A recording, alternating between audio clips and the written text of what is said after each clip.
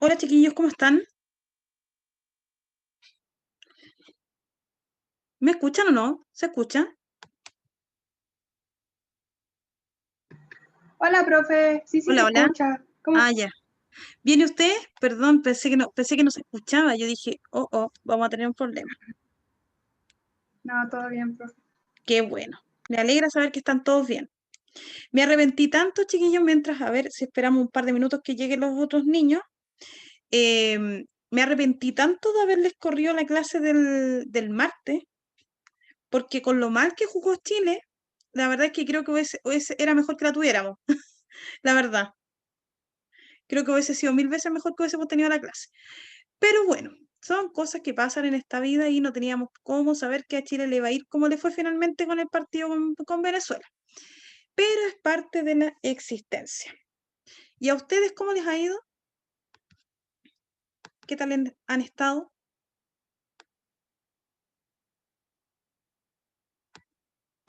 Me imagino que están cansadísimos, ¿no? Ya terminando el año, o en parte de, probablemente. ¿O no? ¿O todavía les falta?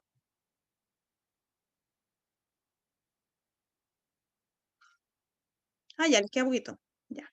Sí, yo también estoy con cierre de semestre, así que em,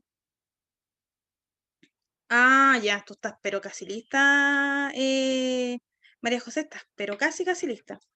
No, yo recién estoy con operación de cierre de semestre, así que estamos viendo quiénes cierran y quiénes no, y quiénes se van a quedar hasta el final, porque por muy cuarto medio que sea, ustedes saben que eso no quiere decir que el rendimiento va a ser necesariamente bueno. Pero, en fin, hay que ver, ¿cierto?, qué pasa. Eh, Ojalá que nadie, eso sí, se quede repitiendo, a pesar de que este año es poco probable que eso ocurra, pero no es imposible, por cierto. Así que, bueno, hay que esperar. Vamos a esperar 2 minutos si llegan los demás y les voy a avisar, eso sí, que ya llegué, que estoy aquí. Un momento. Así que, bueno, no les queda, pero nada, nada. En todo caso, chiquillos, miren, si quieren un consuelo, si ustedes este año encuentran que a lo mejor les faltan cosas para la prueba, imagínense el próximo, los que vienen la generación siguiente.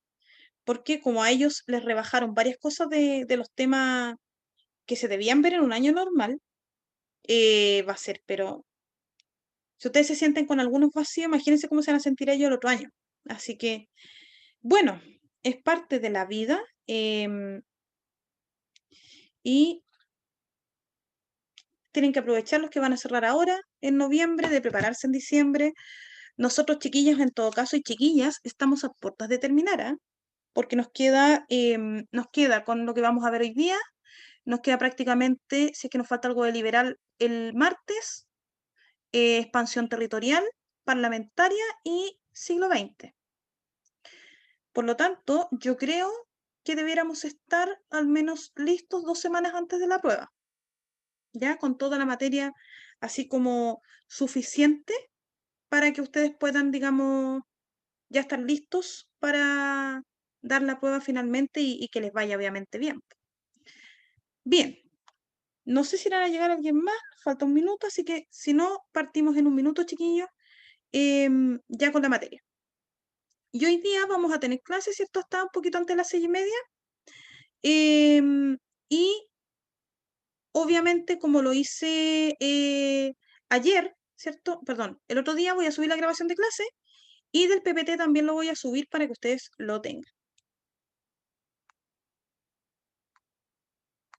Así que vamos a, ya, son las 5:06, así que vamos a empezar.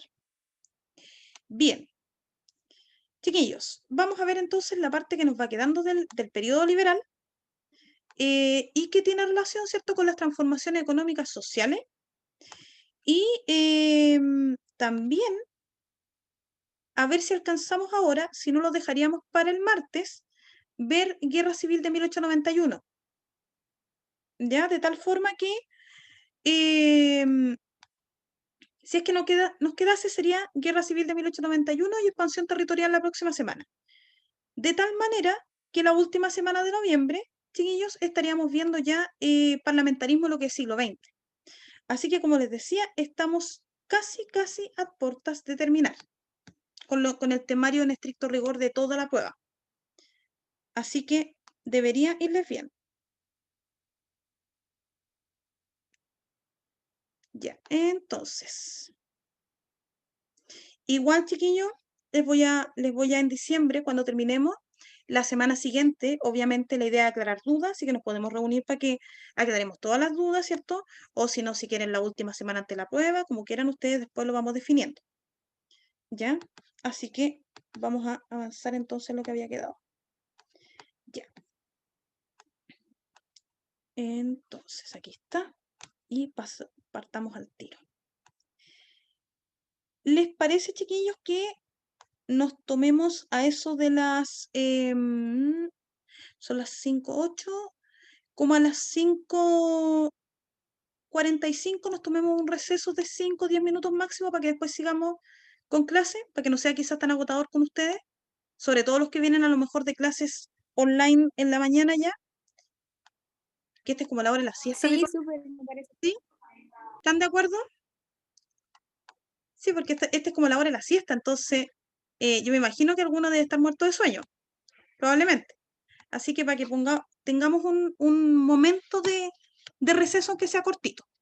Ya, chiquillos. Siglo XIX.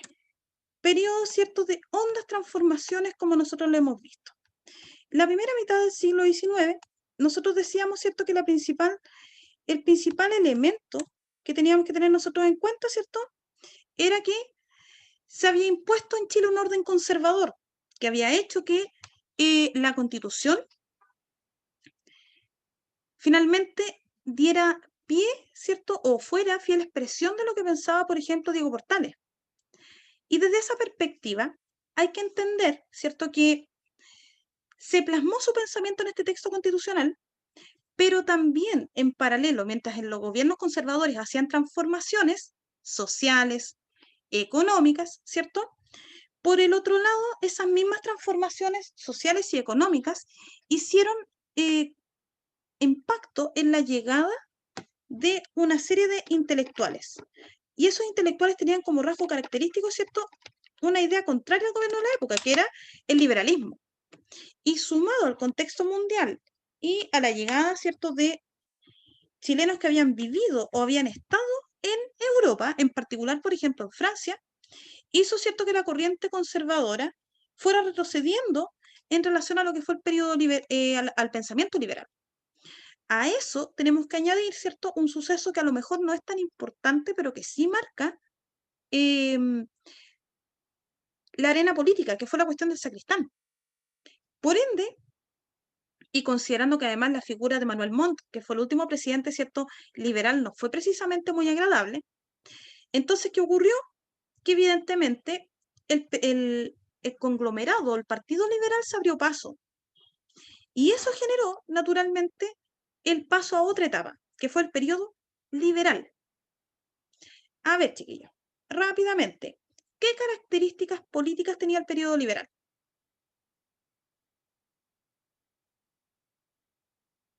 Las leyes laicas. Ya, exactamente, y que responden, ¿cierto?, a un objetivo, muy bien, Karen, que responden a un objetivo que no es menor, que era la laicización. Acuérdense siempre de esta palabra. La laicización no era otra cosa más que generar la reducción de la influencia de la Iglesia. ¿Ya? De la influencia de la Iglesia. Entendiendo, obviamente, que la Iglesia, ¿ya?, era muy importante en Chile. Acuérdense que incluso cierto Portales la había concebido sometida al Estado. Por lo tanto, lo que querían los liberales era sacar a las iglesias de la arena política y de la arena también social, es decir, quitarle protagonismo, naturalmente. Como dije también a finales de la clase anterior, no eran ateos, pero sí, digamos, ellos, ¿cierto?, pensaban o querían básicamente que las iglesias no fueran tan potentes en el pensamiento del hombre, y por otro lado, también lo que ellas querían era general los liberales querían libertad de culto, es decir, que la gente pudiese creer en lo que se le diera la gana. De ahí que la expresión más importante, como bien decía la Karen, eran las leyes laicas. Ahora, vuelvo a preguntar lo mismo que pregunté el otro día. ¿Las leyes laicas significaron la separación entre iglesia y el Estado? No, eso se ve después en la Constitución del 5, cuando el Estado empieza a ser laico. Excelente. Muy bien, María José. Muy bien, Clau. No. Acuérdense, por favor, porque siempre, siempre, siempre colocan, cuando le han preguntado de las leyes laicas, y si alguno de ustedes ha hecho ensayo, siempre les ponen qué significó la separación de la iglesia y el Estado. Y no. Un distanciamiento, sí, y harto. ¿Ya? Porque como les explicaba el otro día, le quitó atribución a la iglesia que eran súper importantes. Los nacimientos, los matrimonios y las defunciones, pero no las separó. ¿Ya? Por ende, se avanzó, pero no se separan. Ahora bien, sí, también el otro punto importante que tuvieron los liberales, ¿cierto? Para allá voy. Bien, Javiera. El otro objetivo que tuvieron los liberales chiquillos en el siglo XIX chileno fue debilitar el poder del presidente. Porque acuérdense que Portales había creado un sistema político donde el presidente tenía demasiadas atribuciones en comparación a lo que era el Congreso. Sin embargo, como aquí las cosas siempre se hacen a la chilena, como ustedes se habrán dado cuenta, pasamos de un extremo a principios del periodo liberal al otro extremo a finales de la época de Balmaceda. Es decir, entramos en un periodo liberal donde el presidente era muy importante, para finales del periodo liberal, chiquillos, terminar siendo un títere en las manos del Congreso. Acuérdense que de hecho eso genera el problemón que tiene Balmaceda después. ¿Ya? Por ende, hasta ahí teníamos que hacer un resumen general de lo que habíamos visto. Luego, empecemos con los partidos políticos para caracterizarlos. La principal diferencia entre los conservadores y los liberales, ¿cuál era? ¿Cuáles o cuál era en concreto? ¿El sistema económico? ¿Segura? No, no estoy segura. Era que creían en la separación de los poderes y otros creían en que como un sistema más presidencialista. De hecho, por ahí va. La primera diferencia, evidentemente, era el rol del presidente. Los liberales creían que el presidente tenía que tener atribuciones equilibradas con relación al Congreso, mientras que los conservadores, ¿cierto?, adherían al ideario portaliano en ese sentido, es decir, un presidente de mano dura, de mano fuerte, que controlase, ¿cierto?, el sistema político. Y la segunda diferencia que no se les olvide era que los liberales discrepaban absolutamente del rol de la iglesia con los conservadores. Los liberales decían que la iglesia tenía que tener menos poder, entre menos poder mejor. Los conservadores, por otro lado, creían que la iglesia con el Estado tenían que trabajar casi prácticamente de la manito. ¿Ya? Entonces, ahí tenemos otra diferencia que es sustancial e importante. Ahora, también surgió, ¿cierto?, los nacionales o montaristas. Chiquillos, si se acuerdan ustedes, los nacionales o montaristas, ¿a propósito de qué surgieron?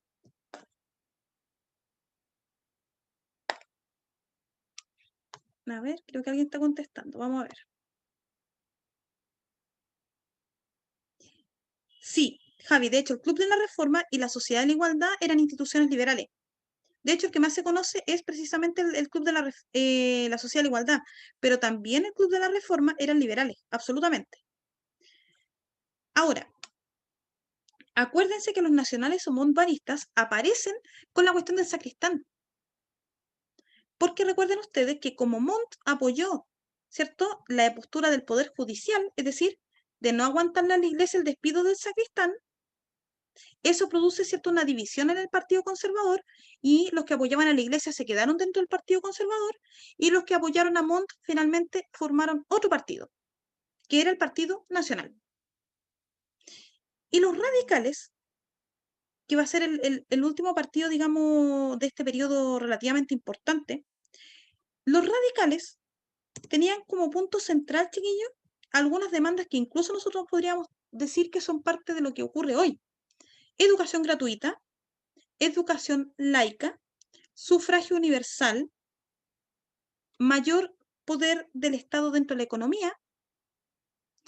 Por ende, el Partido Radical, chiquillos, encontró su lugar político, por decirlo así, en la naciente clase media y en algunos sectores más pobres. ¿Por qué digo algunos sectores más pobres? Porque después a Chile van a llegar las ideas anarquistas, van a llegar las ideas marxistas y van a llegar las ideas socialistas.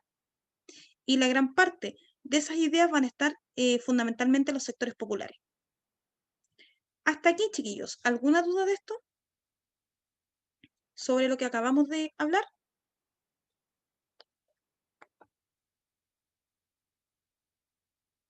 Ya, gracias María José. Vamos a avanzar entonces. ¿Qué reformas hubo? ¿O cuáles ustedes más o menos debiesen tener en cuenta? Ya. Lo primero, fin a la reelección presidencial. ¿Por qué? Porque recuerden ustedes que los liberales también creían que no se podía concentrar el poder en un solo gobernante. Por ende, los liberales, chiquillos, eran absolutamente enemigos del poder político, o sea, del poder concentrado en una sola persona. Acuérdense que eso lo hizo incluso a finales del gobierno de JJ Pérez o José Joaquín Pérez. Luego, esta es bien importante. ¿Por qué razón? Dentro de las facultades extraordinarias que tenía el presidente de la República en la Constitución de 1833, era declarar estado de sitio. El estado de sitio se daba cuando el presidente consideraba que habían desórdenes públicos. ¿Cuál es el punto, chiquillos? Que el estado de sitio le daba facultades al presidente de la República para perseguir opositores, arrestarlos donde fuese y expulsarlos del país si era necesario. Por ende, los liberales dijeron no, porque eso le da pie prácticamente a los gobiernos para poner una dictadura. Por ende, se restringió a un año máximo de aplicación. ¿Por qué? Porque en el periodo, por ejemplo, de JJ Prieto, chiquillos, prácticamente fue todo el periodo donde ocuparon el concepto de estado de sitio. Todo el gobierno, digamos, de 1831 a 1841. Por ende, no era un tema menor. Profe, Sí, pregúntame nomás. profe, una pregunta. ¿El estado de sitio y el estado de excepción es lo mismo o no? Qué buena pregunta, Clau. Y de hecho, vale para lo que está ocurriendo ahora, incluso en nuestro país. Voy a hacer un paréntesis, chiquillos, para ahí avanzar, para poder explicarle a la Clau y a todos las dudas que tienen frente a esto. Lo que pasa es que en la Constitución, por lo menos en la actual, ya porque en la de 1833 estaba básicamente el estado de sitio, pero en la Constitución actual se establecen 4 estados de excepción. ¿Cuándo se habla de estado de excepción? Cuando en el fondo se dan situaciones que impiden el desarrollo de un estado de derecho normal, sea por catástrofe o sea por clima, digamos, de efervescencia o violencia interna. Por lo tanto, ¿cuáles son esos 4 estados? El estado de asamblea, y este de hecho ocurre cuando hay una guerra con otro país. Por ejemplo, si nos estuviéramos agarrando las mechas con Argentina. ¿Ya? Ahora, ¿quién decreta el estado de asamblea? El Congreso. ¿Ya? Es decir, el presidente lo propone, pero quien ratifica si Chile va a la guerra o no es el Congreso pleno, es decir, senadores y diputados.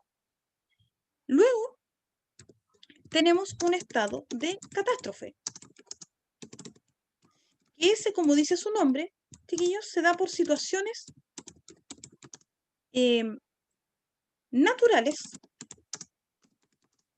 o no que complican el funcionamiento de la región o del país. Por ejemplo, no sé si tú te acuerdas, Clau, del enorme incendio que hubo hace un par de años en el sur. No sé si te acuerdas tú o quizá a lo mejor algunos de los chiquillos, que hubo una serie de incendios que agarraron, digamos, desde la sexta región hacia el sur. No sé si se acuerdan, fue en verano. Sí, profe, sí me acuerdo. Tremendo. En los forestales, pero fue tremendo. O sea, no sé si se acuerdan de la imagen incluso de Concepción que estaba en llamas. Es una cuestión pero tremenda de ver. ¿Cuál es el punto? Que en ese caso y en ese momento se aplicó un estado de catástrofe. ¿Por qué? A lo mejor dirán, ay, profe, pero si los incendios no son naturales. Pero lo cierto es que fue tan grave la magnitud de eso que con un estado de catástrofe en el fondo, se tienen que usar más recursos e incluso, de hecho, en un estado de catástrofe, por si hay violencia o qué sé yo, se puede sacar a las fuerzas militares para ayudas de cooperación, de levantamiento de cosas y de control de orden público. ¿Ya? Entonces, se aplicó el estado de catástrofe y de hecho la vez anterior donde se había decretado estado de catástrofe también fue cuando quedó la escoba con el terremoto del 2010. No sé si se acuerdan ustedes. Sí. Y de hecho la del 2010 fue tan grave también que la gente salió a hacer saqueos. No sé si recuerdan que asaltaron los supermercados y todos lados. ¿Qué pasó? Que la señora Bachelet, que en esa época era la que estaba al mando, ¿cierto? Mandó a los militares para afuera para controlar el orden público. ¿Eso se puede? Sí. ¿Ya? Y la otra que también se puede aplicar, el otro tipo de estado que es importante, es el estado de emergencia. ¿Ya? El estado de emergencia se refiere a diferentes situaciones, digamos, situaciones que son resultado de la acción humana y que afectan gravemente la paz del país. Exactamente, Clau, para allá voy. Lo que nosotros tuvimos desde el 18 de octubre es un estado de emergencia. ¿Ya? ¿Qué pasa y qué es la diferencia con el estado de catástrofe? Que habitualmente el estado de catástrofe se aplica más a desastres naturales, pero el estado de emergencia es mucho más amplio porque tú puedes tomar incluso situaciones de alteración al orden público, como es el 18 de octubre. ¿Ya? Incluso, digamos, lo de la pandemia. Por lo tanto, este estado de emergencia se puede prorrogar, ¿ya? Se puede prorrogar, de hecho, hasta un año, si no me falla la memoria. Y por ende, ¿qué se puede hacer en un estado de emergencia? Se puede aplicar toque de queda, como nosotros que tenemos ahora, se puede mandar a las fuerzas militares a la calle, y el Estado, en un estado de emergencia, chiquillos, también puede hacer control o uso de algunas propiedades privadas. Por ejemplo, lo que pasa con el sistema de salud. ¿Ya? Por ejemplo, ustedes saben que cuando vino el colapso en junio, o se elevaron mucho los casos de coronavirus, lo que hizo el Estado en dicha oportunidad fue obligar a las clínicas que establecieran más camas para la atención de enfermos. ¿Lo puede hacer en un estado de emergencia? Sí, porque es un estado de excepción. ¿Ya? En un contexto normal no podría hacerlo. Por ende, ¿en el estado de emergencia se puede limitar la movilidad? Sí. En el estado de emergencia se puede limitar la movilidad también. Ahora, ¿se puede llegar y detener gente en cualquier lado? No. ¿Ya? Es decir, hay derechos que no están restringidos y otros sí. El que es más delicado, el que es mucho más delicado, es el estado de sitio. ¿Por qué razón? Porque el estado de sitio hace alusión prácticamente a situaciones que generan la pérdida prácticamente del control político y social del país. Tienen algunos derechos individuales. Es que de hecho este sí que es brígido, como dicen ustedes. ¿Por qué? Porque el estado de sitio, chiquillos, ya tiene algunas limitaciones. Por ejemplo, ¿se puede aplicar toque de queda? Sí. Pero el estado de sitio es más grave porque las fuerzas militares se hacen cargo del control del país. Y eso implica, miren lo que les voy a decir, eso implica que incluso y eventualmente a cualquier hora del día pueden tomar detenida a personas. Y dentro de las casas. ¿Ya? Incluso se rumoreaba que el 15 de noviembre, cuando fue una de las protestas más grandes del año pasado, se rumoreaba de que Sebastián Piñera iba a colocar estado de sitio. ¿Ya? ¿Por qué? Porque en el fondo, el estado de sitio, le da muy amplias atribuciones con relación a todos los otros de las Fuerzas Armadas, para detener gente, para sancionar personas, para reprimir mediante el control de la fuerza cualquier evento de manifestación, movimiento social, etc. Y nos restringe derechos de circulación y de reunión. ¿Ya? Es decir, este es el más cuático como ustedes podrían pensar. en Chile hace años que no se aplica. Sí, pues desde el tiempo del gobierno. Profe, ¿no es como la dictadura militar? Así es, del tiempo de la dictadura. De hecho, Pinochet lo aplicó. Cuando asumieron las Fuerzas Armadas el 11 de septiembre del 73, ellos aplicaron estado de sitio. Y eso les dio atribuciones para entrar a las casas y sacar gente. Porque es parte de la Constitución, sí. Y después lo sacralizaron, de hecho, en este nuevo texto constitucional. Es que, de hecho, Tomás, claro, de hecho lo puede hacer, el presidente lo puede hacer, ¿ya? Y es más, el estado de emergencia, el estado de catástrofe y en el de sitio, chiquillo, el presidente avisa al Congreso. Y el Congreso tiene 15 días para pronunciarse, pero la decisión la toma el presidente. No requiere en ese caso autorización del Congreso, solamente lo notifica que lo está haciendo. ¿Ya? Por lo tanto, esperemos que no se aplique nunca más, nunca en democracia el estado de sitio, pero el estado de sitio, chiquillo, es peligroso. ¿Ya? Incluso, digamos, algunos juicios se podrían hacer según justicia militar, y la justicia militar es más complicada que la civil. Porque, por ejemplo, chiquillos, y esto es un dato que no les va a servir para la prueba, pero sí para su cultura general, el código militar sí tiene la pena de muerte. Así que, ojo ahí. Esperemos que nunca se le ocurra volver a aplicar el estado de sitio, pero no podemos descartarlo. Si en algún minuto la convulsión social es tan alta, sí, podría darse eventualmente. Pero ha aminorado con el tiempo, porque cuando antiguamente existía la ley marcial, entonces ahí esa era mucho más interesante que la de hoy día. Se pillaba infragante a una persona robando, se le fusilaba en el acto, y como ocurrió en 1906 para el terremoto de Valparaíso, se les colgó en la plaza de San Sotomayor, donde está Arturo Prat, ahí se las dejó colgados por unas 2 semanitas, De hecho, la ley como marcial, advertencia. exactamente, la ley marcial es súper sencilla, te pillo, te mato. ¿Ya? Aunque suene muy feo, te pillo, te mato. Y nada de que los derechos de la persona, el detenido, cero. ¿Por qué? Porque es un estado de excepción.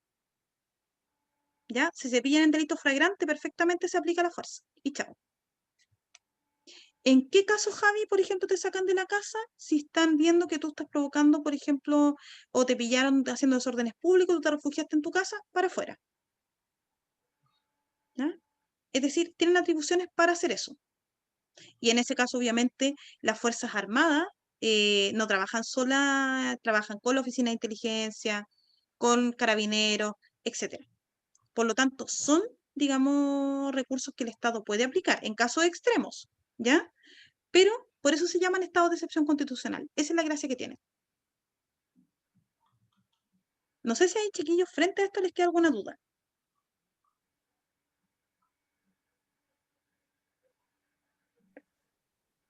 ¿Dudas? ¿No? Ya. Sí, es que Pregúntame. estaba escuchando y anotando al mismo tiempo, Ujú. y los estados de excepción serían las facultades extraordinarias del gobierno. Es que de hecho en la Constitución del 33 planteaba más que nada el estado de sitio, pero si tú lo quieres poner en una perspectiva jurídica, sí. Esas serían las facultades extraordinarias que tiene el presidente. En nuestra Constitución actual, sí. Porque como te Ah, decía, ya, ok. querida Karen, solo en el estado de asamblea le tiene que consultar al Congreso. En las otras lo notifica. Nada más. Le dice, ¿sabes qué? Voy a aplicar por tal y tal motivo el estado de excepción. ¿Ya? Y de hecho, para que sepan ustedes, más grave, el presidente ni siquiera le tiene que preguntar al Congreso por el toque de queda.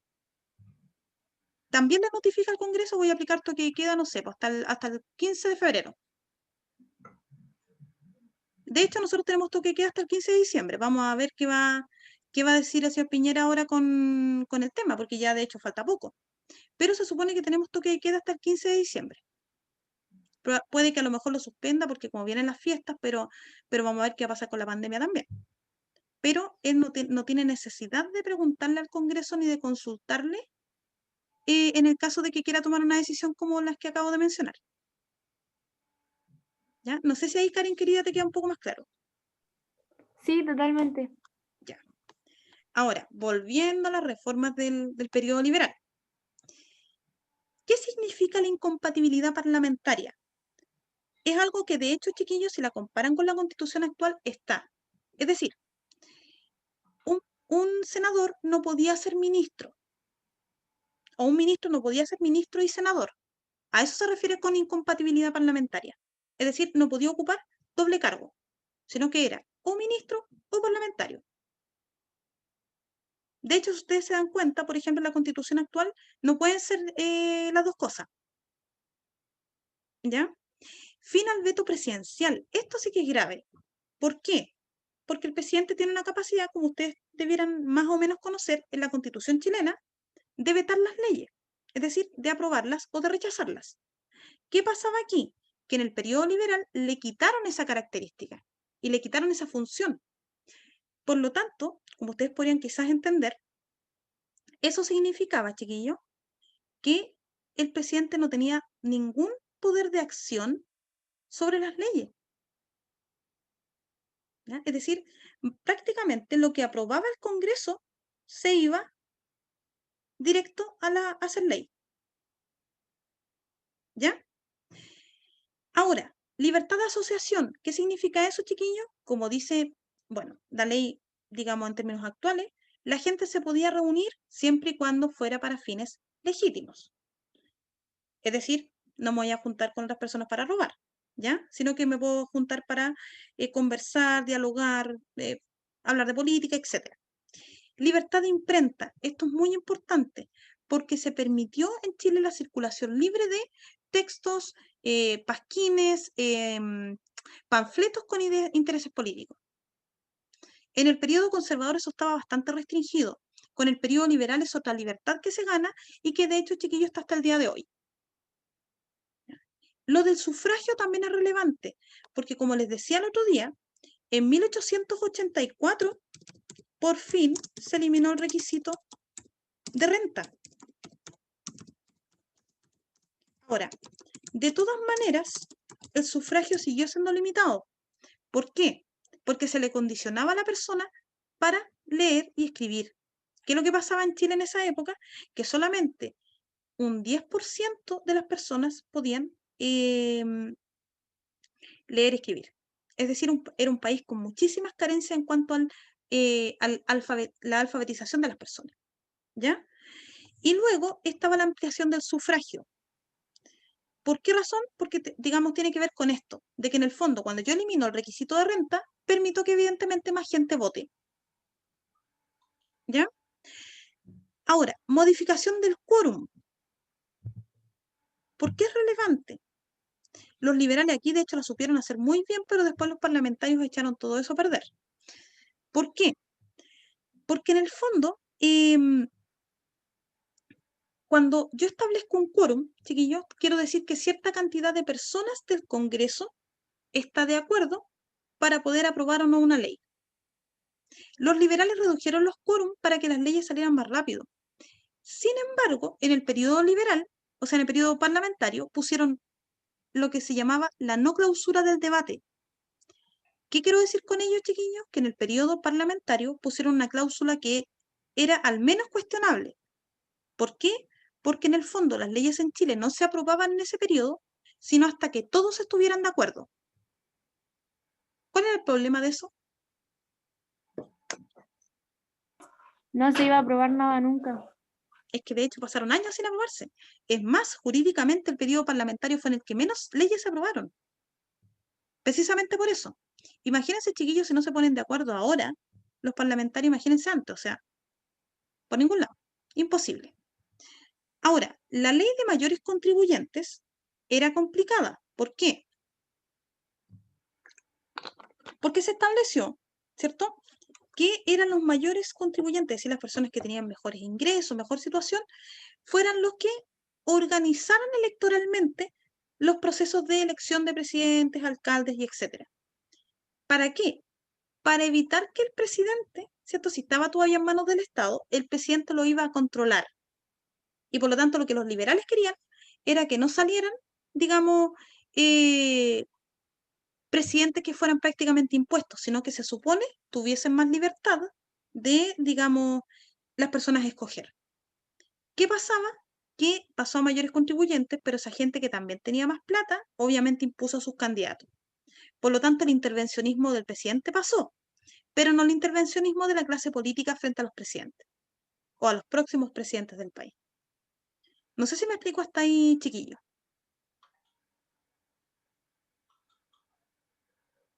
¿Hay alguna duda sobre esto? ¿No? ¿Sí? No, todo claro. Ya, súper. Entonces, vamos avanzando. Ese era por el lado, ¿cierto?, del proceso de reducción del poder del presidente. Vamos para acá. Esta sí que a nosotros nos interesa también, porque tiene que ver con el proceso de secularización o reducción de la influencia, ¿cierto?, de la Iglesia Católica. De algunas de ellas nosotros ya hemos hablado.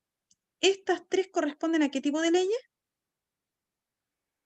Cementerios Laicas. laicos. Eso, muy bien. Leyes laicas, ¿cierto? Son muy, muy importantes, como ya saben. Miren esto. Libertad de enseñanza era un poco lo que les explicaba el otro día, ¿cierto? Con relación a evitar el monopolio del Instituto Nacional en el tema de los exámenes. Sin embargo, como no funcionó, quedó solo el fundamento de la ley que hasta el día de hoy de hecho se usa. ¿Cuál es? De que las personas tengan derecho a que los niños se eduquen de acuerdo con el pensamiento ideológico y valórico que tengan. Por eso, por ejemplo, se dio la libertad, ¿cierto?, de que existiesen colegios católicos y colegios no católicos. ¿Ya? Además, la libertad de culto, como también dijimos, tenía una salvedad, que era la realización de esos cultos en recintos privados. Ustedes dirán, ay, pero igual los discriminaban. No les quito razón, pero de todas maneras era muy importante porque en la práctica esto significaba que las personas podían al menos declararse de otra religión que no fuese la católica. Si ustedes recuerdan, en la Constitución del 33 eso era imposible. Por lo tanto, con esta modificación se supo por fin que había gente que no era católica, ¿ya? Ahora, la polémica puede ser el término del fuero eclesiástico. Y eso tenía que ver precisamente con lo que pasó, por ejemplo, en situaciones como la cuestión del sacristán. Ustedes dirán, ¿por qué? Porque las autoridades religiosas, chiquillos, tenían una distinción con relación a los civiles. ¿Qué quiero decir con ello? Que para poder juzgarlos, estas personas tenían que quitarle, primero que todo, quitarle el fuero o la protección que les daba legalmente ser de la iglesia. Ustedes dirán, ¿y por qué tenían protección? Porque así se había establecido, incluso, ¿cierto?, la misma Constitución. Por lo tanto, los liberales dijeron, no, nosotros somos todos iguales, por lo tanto, los sacerdotes tienen que ser juzgados, en el caso que se amerite, como personas civiles. Por lo tanto, en el fondo, chiquillos, se hizo para eso, para poder, digamos, emparejar la cancha y que las personas de la iglesia no tuvieran privilegios para ser juzgados. Porque además, como que tenían que quitarles el fuero, evidentemente, eso hacía que los procesos jurídicos se retrasaran. ¿Ya? Por lo tanto, era prácticamente denunciar a un sacerdote, era prácticamente tener un doble juicio, para quitarle el fuero y después para sancionarlo. ¿Se entiende hasta aquí, chiquillos? ¿Dudas o consultas que quieran hacer?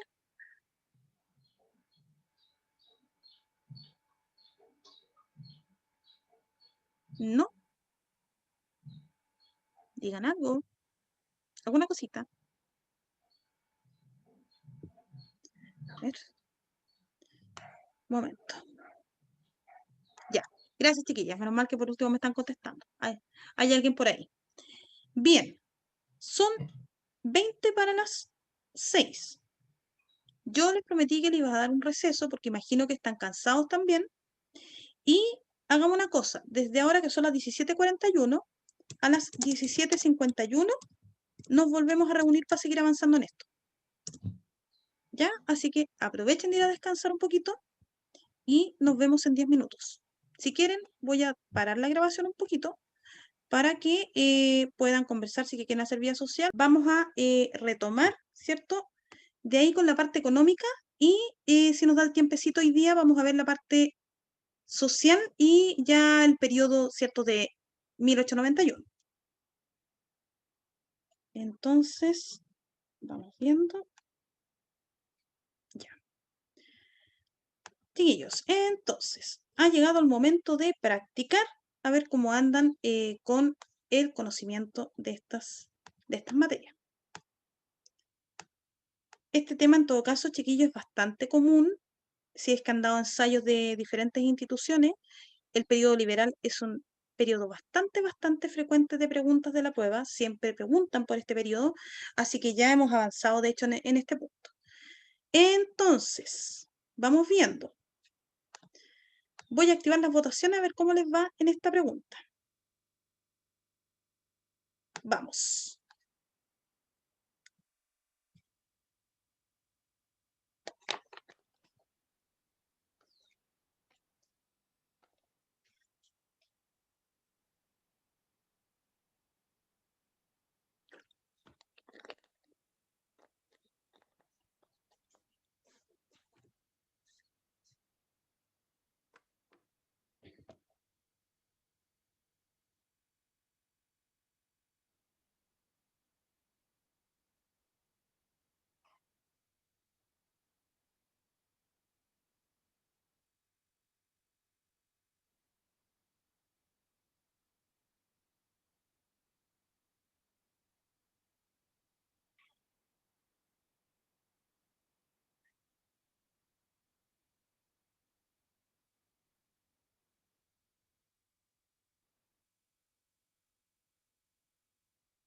Hoy están contestando bastante rápido, estoy sorprendida.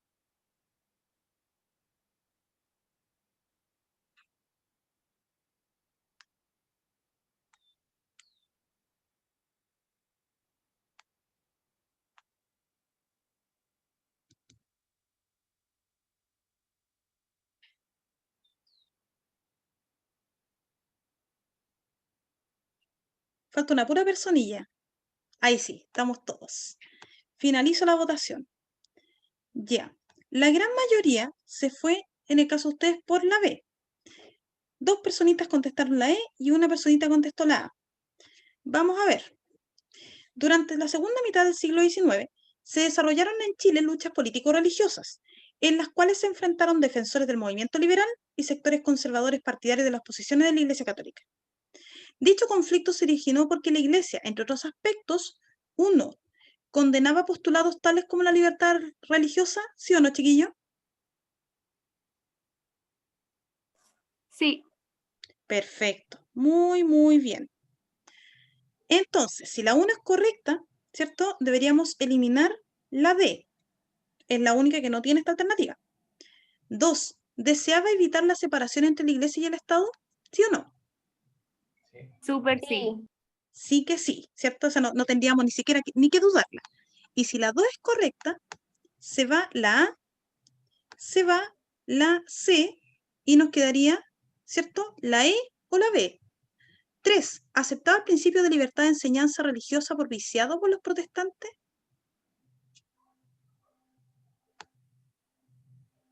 En lo absoluto, ¿cierto? De hecho, era contraria, pero totalmente la Iglesia a aceptar otras religiones. Por lo tanto, la gran mayoría del curso anduvo, pero atinadísimo. B. ¿Ya? Así que muy bien, aprobado por ese lado. Entonces, vamos a la otra. Vamos a relanzar la votación y vamos a ver cómo andan en esta nuevamente. Partieron.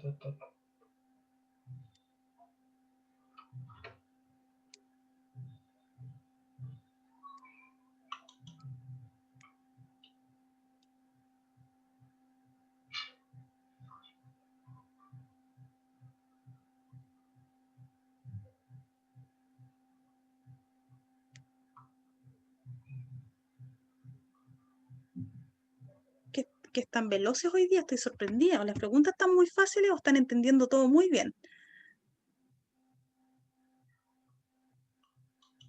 Falta una personilla nomás.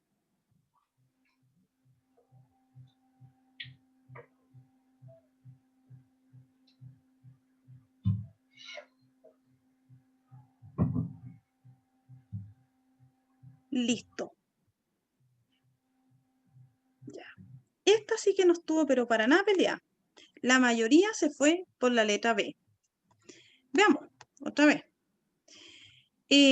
La palabra laico, creo que alguien... Ay, muchas gracias, Estefanía. Pero mire, no sé si yo soy la instigadora de esto o ustedes están entendiendo muy bien. Pero veamos. La palabra laico en la Edad Media designaba a los cristianos que no pertenecían a una orden religiosa. En Chile, durante la segunda mitad del siglo XIX, una de las grandes controversias políticas fueron las llamadas cuestiones teológicas, donde el concepto de laico se aplicó al grupo de políticos y pensadores liberales que propusieron. Evidentemente, este era regalo navideño, ¿cierto? La letra es B. Lo que buscaba era terminar con la intervención eclesiástica o de la Iglesia en los asuntos civiles. La A no puede ser porque es propia del periodo conservador. La D, ¿cierto? Tampoco porque los liberales creían en la libertad de culto. La E tampoco porque no era el objetivo de los liberales. Ellos no querían echar a la Iglesia, sino que querían más bien apartarla de las cuestiones que ellos consideran que la Iglesia no tenía atribución, como en la parte política, principalmente. Y tampoco querían quitarle los bienes a la Iglesia Católica. Sí querían ponerla en un plano de igualdad respecto a los civiles, es decir, que pagar impuestos, que fueran juzgados como personas normales, etc. Es más que nada eso, ¿ya? Así que muy bien andan hoy día, chiquillos, como avión. Están ustedes brillantes. Antes de seguir con esto, vamos a ver un pequeño video que les tengo por aquí para que vayamos ahora, chiquillos, nos vamos a sacar la parte política del cerebro y vamos a ver la parte económica. Ah, pero espérense. Me acabo de dar cuenta que pava soy. Me acabo de dar cuenta que dejé una pregunta ahí botadita para ustedes, así que van a responder esa primero. Espérenme un segundo, que voy a al tiro colocarla. Me atonté. Ya. Ahora sí, chiquillos. Vamos con la última. Un momento. Voy a relanzar la votación al tiro. Ya, démosle.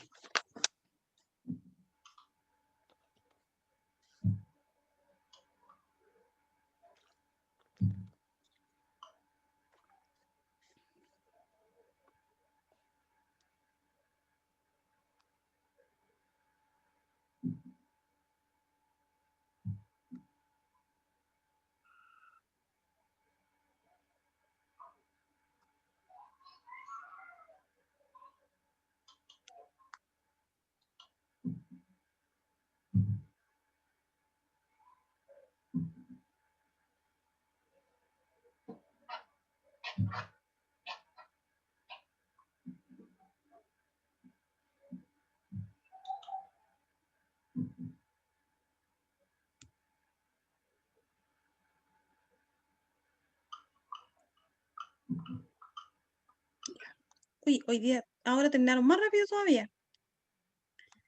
Y de hecho, esta no estuvo tampoco para nada peleada.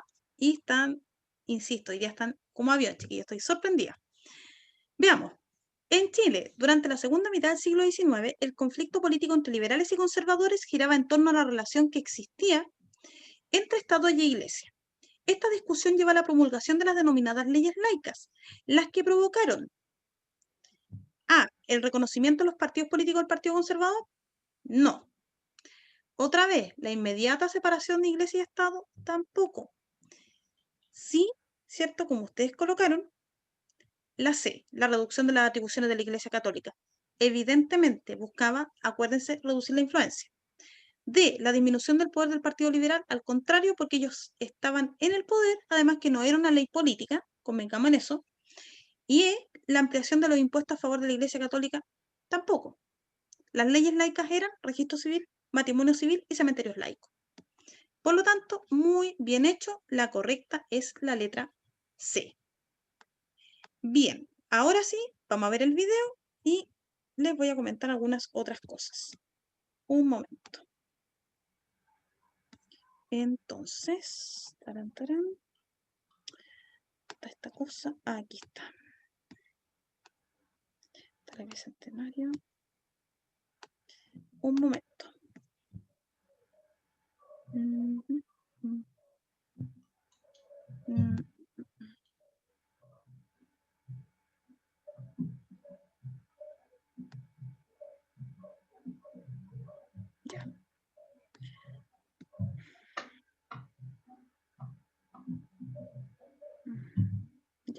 Aquí lo encontré para que ustedes lo vean. Un momento, voy a abrirlo para que podamos verlo y de ahí avanzamos. Ya, aquí está.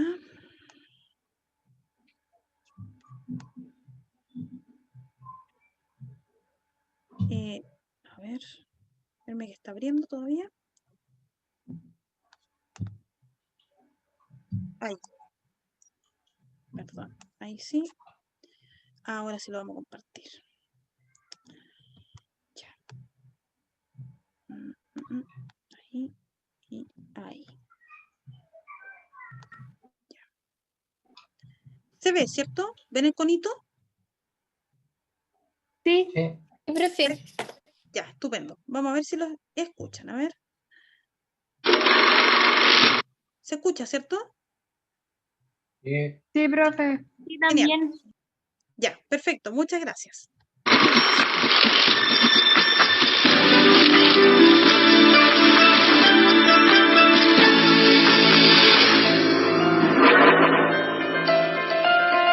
La tierra del carbón. Las nuevas exigencias del progreso aumentan la demanda de carbón en el país.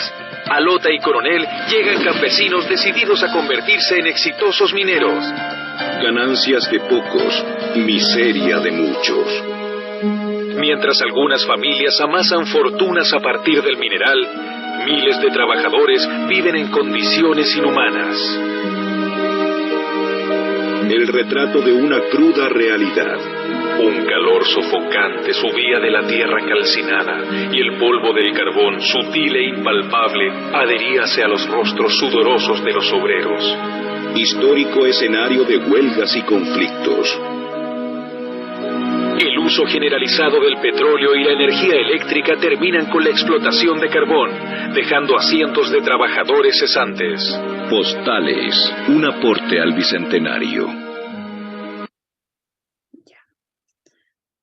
El video que vimos recién, ¿cierto? Usted fue Estefanía, wow. Yo nunca he tenido la fortuna de ir. Oh, qué lindo.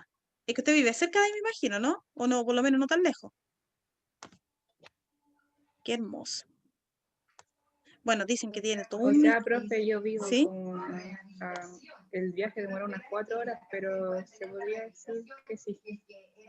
O sea, claro, si lo comparamos con los que estamos más al norte, claro, sí. Oye, pero qué genial que fue. Qué envidia. Bueno, dicen que tiene todo un simbolismo. Dale nomás. Sí, anduvimos así por donde trabajaban las personas. Y igual era como claustrofóbico estar ahí en las minas y cuando contaba la historia era como que daban escalofríos.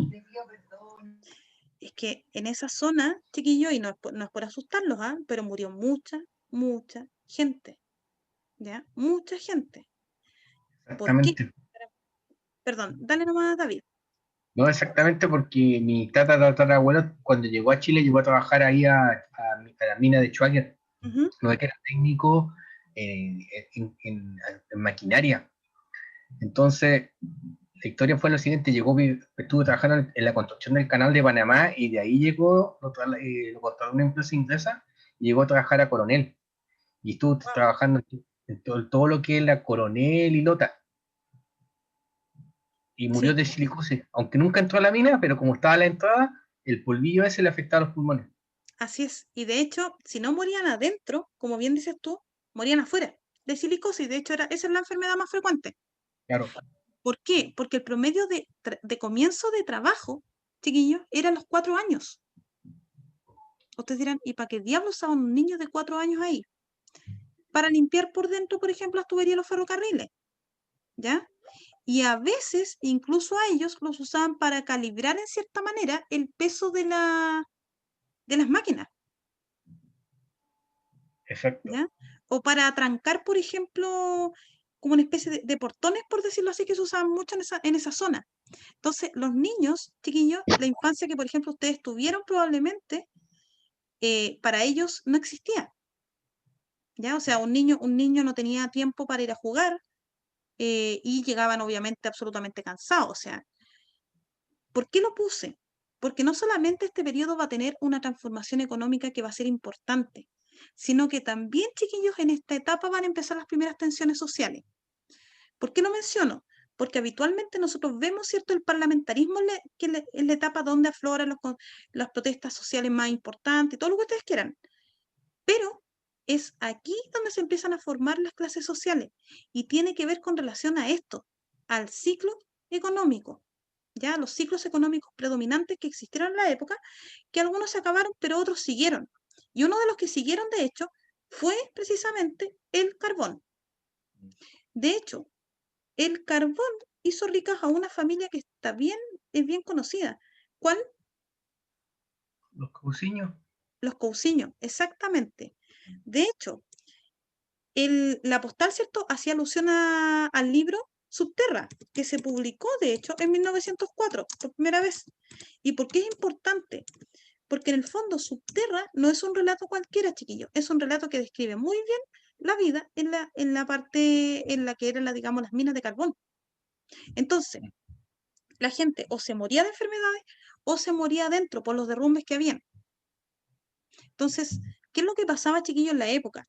Por último, ahora, si alguien se muere por un accidente adentro del trabajo, se le puede demandar a la empresa, se le puede pedir indemnización, pero en esa época, si la gente se moría, pucha, qué pena, pero fuiste. Y de hecho, Estefanía, sí, en ese libro cuentan cómo amarraban los niños, de hecho, como una especie de trancar las compuertas que habían. Así los usaban, prácticamente, chiquillos, como carne de cañón, si quieren ustedes entenderlo así. Ahora, Además, dale nomás, David. vivían en pabellones, que eran como unos verdaderos corredores donde estaban las casas o habitaciones, así como los departamentos de hoy día, y tenían que compartir baño, y tenían que compartir donde tenían que lavar sus enseres. Entonces, cuando una persona fallecía, tenía que irse ahí porque no era dueño de la casa. Exacto. Quedaba totalmente desvalida la mujer con sus hijos, y más en una época donde generalmente las familias tenían 5, 7 o 10 hijos más o menos. Era muy fuerte. Tenía su carga social, que generó todo lo que está después, lo que comenta la profesora, que después generó todos los movimientos sociales. Así es. Y de hecho, Profe, dime, pregúntame nomás. que quería agregar que yo tuve que leer el año pasado en el liceo un libro que fue Santa María de las Flores Negras de Hernán Rivera Letelier, que igual explica Sí. súper bien todo eso y es súper como bueno. De hecho, ese libro o sea, a mí me gusta mucho Subterra, pero Santa María de las Flores Negras, tremendo, tremendo. Es un libro tremendo, chiquillos. Si no lo han leído, tienen que leerlo.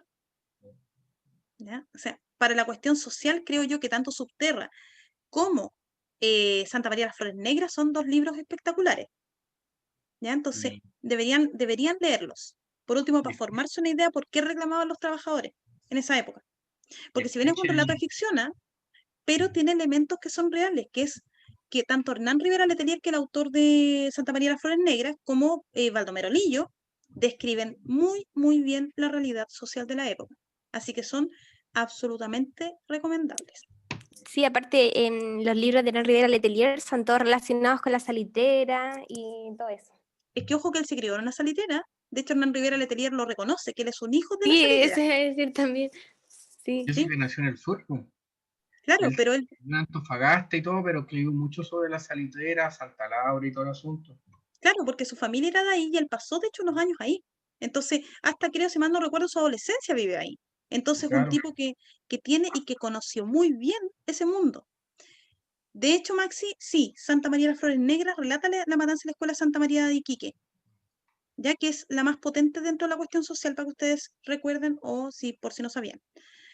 De hecho, sí, muy hacinados vivían, como bien dices tú, Maxi, y de hecho las saliteras pagaban en ficha, ¿ya? Y ojo que el pago en el carbón no era mucho mejor. De hecho, se utilizaba un sistema bastante similar. Igual Ahora, el carbón insistía, la pulpería, la ficha y todo se da la misma situación. exactamente. De hecho, era lo mismo. Si en el fondo en el norte replicaron un poco el sistema que venía desde el carbón. Ahora, en efecto, Karen, como bien dices tú, compartían camas. Ahora, lo único que va quedando de ese periodo son los viajes que se hacen, de hecho, a Lota Schwager, y también en la sexta región, pero es una cuestión súper cara, no sé si es recomendable que vayan, chiquillos, que es Sewell, Ah, ¿ya? Que es una ciudad minera. Pero, ¿qué ibas a decir, David? Perdón. No, pero que ahí ya era diferente en el tema de que Sí, cuando llegaron los norteamericanos, las condiciones laborales, las condiciones de vida, era un sueño comparado con lo que para los mineros de carbón del Salitre, lo que es en Suba, sí, pues de porque hecho, tenían su comodidad y todo el asunto. pero sí, de hecho, Sewell, chiquillo, es una ciudadela, pero a ver, tiene todo, digamos, como bien dice David, es un paraíso, ¿ya?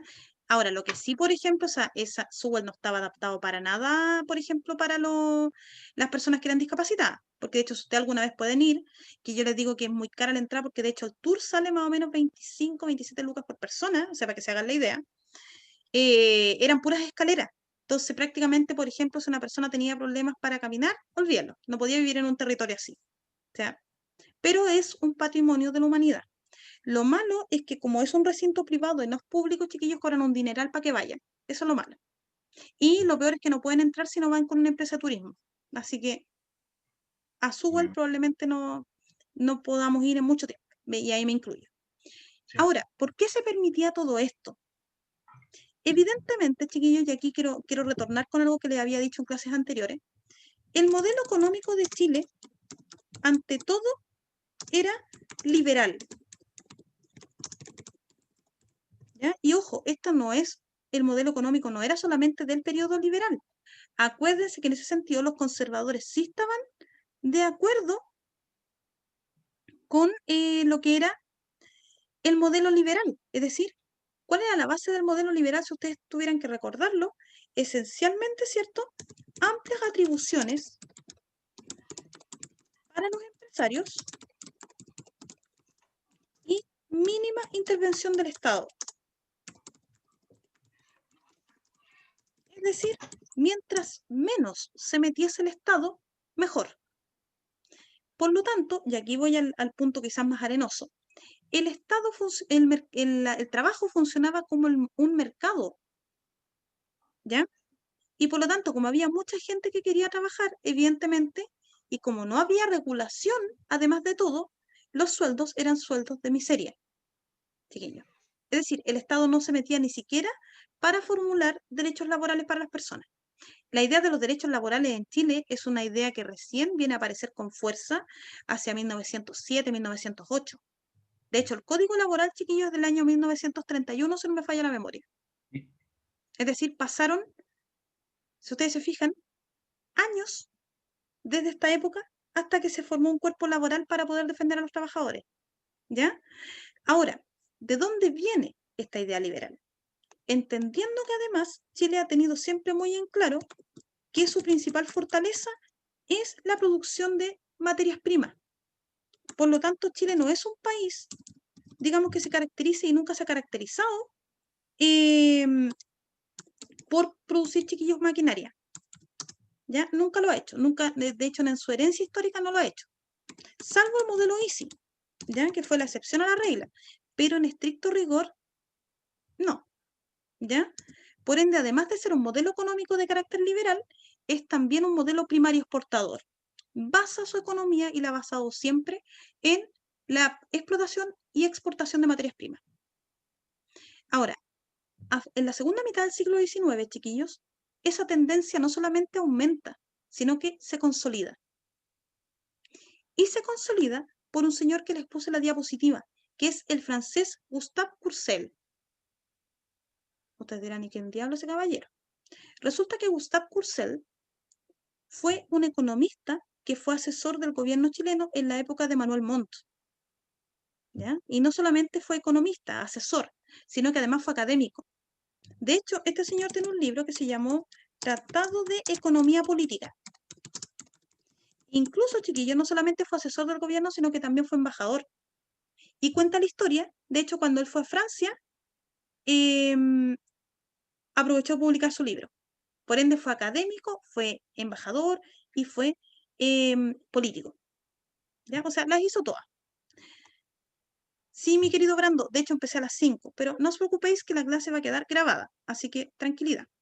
Y aprovecho también, chiquillo, de ver, porque recién vi el chat de David, en efecto, si quieren conocer más de los detalles de la escuela, de la matanza de la Escuela Santa María de Iquique, les recomiendo escuchar la cantata. Ahora, sí van a tener que tener paciencia porque es larguita. Ahora, volviendo a la idea de Gustave Courcelles, ¿por qué es importante este señor? Porque este señor, chiquillo, lo que hizo fue, digamos, consolidar las bases del liberalismo político, del liberalismo, perdón, económico, suprimiendo, ¿cierto?, prácticamente todas las intervenciones del Estado. Con una excepción, ¿ya? Gustave Courcelles se dio cuenta de que en Chile estaban naciendo varios bancos, ¿ya? Y los bancos, como no había reglamentación en la época, chiquillos, emitían todos billetes y monedas distintos. Ustedes dirán, ¿cuál es el problema de eso?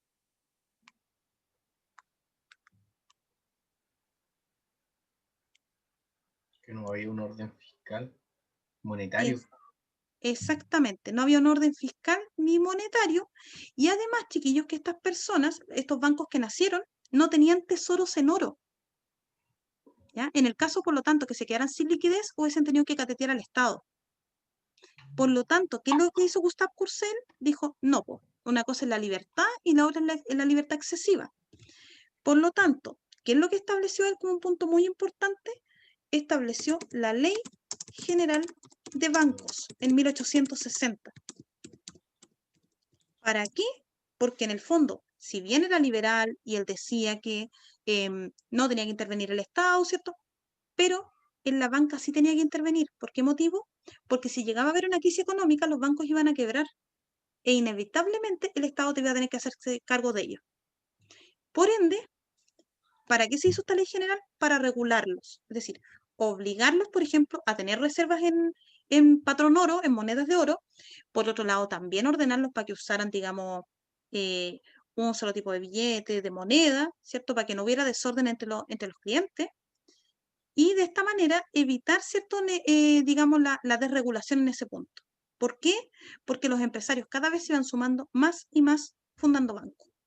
Por lo tanto, este señor Gustave Courcelles ordenó las bases de lo que ustedes conocen ahora como el sistema financiero. Por eso es tan importante este señor. ¿Ya? Sobre la base, obviamente, de un liberalismo económico, pero le puso orden al sistema financiero a mediados del siglo XIX. ¿Mm? Y eso también fue importante para lo que va a venir después. ¿Por qué? Porque entre la década de 1860, chiquillo, y la década de 1870, va a terminarse los ciclos económicos. Acuérdense que nosotros decíamos el otro día que terminó el ciclo del trigo hacia finales de la década de 1860, porque bajó notablemente la producción producto del término de la fiebre del oro. Sin embargo, Chile igual trató de recuperar un poco de terreno, reenviando esas exportaciones a Inglaterra, pero de todas maneras no alcanzó los ingresos que tuvo durante el periodo anterior. Y por el otro lado, la plata también obviamente empezó a disminuirse. Chile no es un país con reservas amplias de plata, por lo tanto, también empezó a bajar. Lo único que le quedó en esa época a Chile potentemente fue el carbón. Y eso permitió, por ejemplo, que Isidora Goyenechea y los Cousiño, ¿cierto?, se volvieran ricos. Tan ricos que de hecho donaron un parque. ¿Se acuerdan que una vez les dije de ese parque o no? ¿O no les dije? ¿Parquelota? Ellos donaron un parque para el esparcimiento. De hecho, fue aquí en Santiago. ¿Parque Cousiño? El parque, El Parque Cousiño. Pero se llama Parque Cousiño ahora. Bernardo Higgins. Parque O'Higgins. Por lo tanto, el Parque O'Higgins, que ahora la gente usa para divertirse, exactamente, era el llamado Parque Cousiño, pero lo rebautizaron durante el gobierno de, digamos, final del gobierno Salvador Allende, y ya en el periodo de Pinochet, digamos, quedó como Parque O'Higgins. Ah. Ahora, muy atinado Gustave Courcelles. ¿Por qué razón? Porque en la década de 1870, chiquillos, Chile, por las razones que les decía antes, entró en una crisis. Y lo primero que se produjo en el país, chiquillos, fue la inflación. ¿Por qué razón? Precisamente por algo que Courcelles dijo. Hay que ordenar la plata y en lo posible, decía él, usar un solo sistema. Nadie le hizo mucho caso hasta que los precios empezaron a subir. ¿Por qué razón? Porque en Chile se usaban dos sistemas de pago. Por una parte, era el patrón oro, es decir, se pagaba, chiquillos, con monedas de oro a algunos trabajadores. A otros se les pagaba con papel moneda, es decir, con billetes. Ustedes dirán, ¿y cuál es el problema de eso? De que evidentemente el papel moneda valdrá lo mismo que una moneda de oro, chiquillos. No. Por ningún lado. Por lo tanto, eso provocaba evidentemente que los comerciantes subieran los precios, porque algunos podían pagar y otros no. Por lo tanto, ahí es donde viene la medida, como les contaba la otra vez, de Aníbal Pinto. Aníbal Pinto, ¿cierto?, decretó finalmente, hacia 1878 aprox, la inconvertibilidad. Ahí. Escribí cortar la palabra. Inconvertibilidad de billetes y monedas. Es decir, Aníbal Pinto ordenó un poquito el tema y prohibió que los billetes y las monedas se cambiaran en monedas de oro. ¿Para qué? Para que se pagara con un solo sistema unificado, evidentemente, y se evitara el aumento de los precios. Por ende, eso provocó una disputa, ¿ya? Porque la opinión pública se dividió. Algunos que apoyaban la medida de Aníbal Pinto se llamaron los papeleros. Y los que, por el contrario, consideraron cierto que eso les jugó una mala pasada, se llamaron oreros. ¿Ah? De ahí que, por si alguna vez habían leído esto, es por eso. Es básicamente por la medida que toma Aníbal Pinto. ¿Producto de qué? Y por eso, chiquillos, de hecho, en Chile, al final, hacia 1930, se fue eliminando el patrón oro para evitar precisamente la inflación. Porque la moneda de oro es más cara que cualquier otra moneda que pueda andar surgiendo. Chiquillos, ¿alguna duda sobre esto?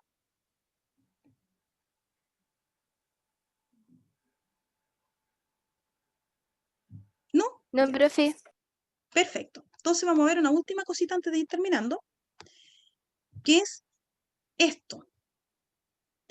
Ustedes dirán, pero profe, el cobre no es tan relevante. Pero miren, ¿cuál es la tendencia que podemos ir viendo del cobre? Que aumenta su producción. Exactamente. Si bien Chile empezó a bajar la producción de plata, pero como contraparte, ¿cierto? Mantuvo de hecho también, bueno, la del carbón, pero la que empieza a ser progresivamente más importante es la del cobre. ¿Por qué? Primero porque Chile ya en esta época, ojo, y a finales del siglo XIX era una realidad, Chile ya era el principal productor de cobre. Ahora, ustedes dirán, profe, igual aumentó, pero quizás a lo mejor para ustedes no es tanto. ¿Por qué? En un principio, chiquillos, los empresarios empezaron a desechar la idea de explotar el cobre, porque como se necesitaban químicos y otras cosas para poder utilizarlo, era muy costoso. Sin embargo, y aquí viene lo importante, cuando empezaron a llegar extranjeros, especialmente, por ejemplo, ingleses y estadounidenses, fueron muy importantes. ¿Por qué razón? Porque estas personas tenían los medios para comprar maquinaria afuera, para tener un sistema, digamos, que les permitiera comprar insumos químicos, y por ende fueron ellos los que empezaron a explotar el cobre. Y vaya que lo hicieron. Incluso, chiquillos, de hecho, ya a finales del siglo XIX, el principal socio de Chile en materia del cobre era Estados Unidos. Por eso ustedes comprenderán, después de tantas décadas, por ejemplo, si lo llevamos al siglo XX, de tantas décadas de predominio de Estados Unidos, recién, digamos, Estados Unidos se molestó tanto cuando Frei, ¿cierto?, y Allende empezaron a reclamar para sí el dominio del Estado en el cobre, porque ellos ya tenían desde el siglo XIX controlada la explotación cuprífera en Chile. De hecho, Javi, sí. ¿Por qué baja? De hecho, la Javi, chiquillos, menciona algo muy importante. Aumentó sostenidamente hasta 1876. Pero ¿qué pasó? Que entre 1876 y 1878 la crisis económica estuvo más potente. Ahora, ¿por qué, digamos, se recupera después el escenario? Porque Chile, recuerden ustedes que en 1879 empieza la Guerra del Pacífico. ¿Y qué obtuvo en esa guerra? El salitre, los El territorios de salitre. la prueba. Por lo tanto, todos los problemas económicos que pudo haber tenido Chile pararon, porque Chile obtuvo el mineral que en esa época era más importante incluso que el cobre, que era el salitre. Chiquillos, ¿alguna duda de lo visto hasta ahora? No, profe, todo claro. Perfecto. Entonces, por la hora vamos a quedar hasta aquí. Y sí, chiquillos, algunas cositas.